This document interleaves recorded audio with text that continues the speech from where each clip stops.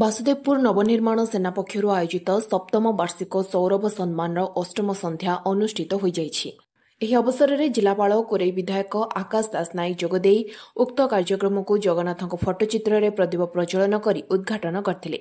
ଏହି ମାଟି ଆଜି ବି କଥା କହେ, ସେହି ଇରମ ମାଟିର ଶହୀଦ ହୋଇଥିବା 29 ଜଣ ଶହୀଦଙ୍କ ପାଇଁ ବାସୁଦେବପୁର ନୁହେଁ ସାରା ଭାରତବର୍ଷ ଗର୍ବିତ ବୋଲି ମୁଖ୍ୟ ଅତିଥି ବିଧାୟକ ଶ୍ରୀ ନାୟକ କହିଥିଲେ।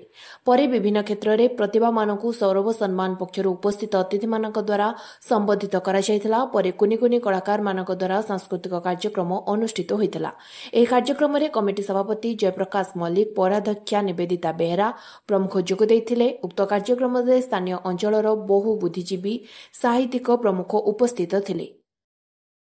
ଅତ୍ୟନ୍ତ ଆନନ୍ଦର କଥା ଯେ ଆଜି ବାସୁଦେବପୁରରେ ଅନୁଷ୍ଠିତ ହୋଇଥିବା ସୌରଭ ସମ୍ମାନ କାର୍ଯ୍ୟକ୍ରମରେ ମୁଁ ଯୋଗ ଦେଇଥିଲି ଏବଂ ଏଠାରେ ଅନେକ ପ୍ରତିଭା ମାନଙ୍କୁ ସମ୍ମାନିତ କରାଯାଇଥିଲା।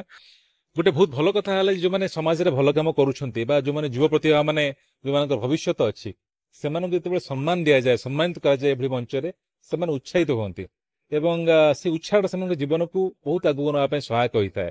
ଏଇ ଯୋଉ ଆୟୋଜକ ବନ୍ଧୁମାନେ ଅଛନ୍ତି ସୁନ୍ଦର କାର୍ଯ୍ୟକ୍ରମ କରୁଛନ୍ତି ସେମାନଙ୍କୁ ମୁଁ ଶୁଭେଚ୍ଛା ଜଣାଉଛି ଏବଂ ଆଶା କରୁଛି ଏଇ ସମ୍ମାନ କାର୍ଯ୍ୟକ୍ରମ ଆଗାମୀ ଦିନରେ ଏମିତି ଚାଲୁ।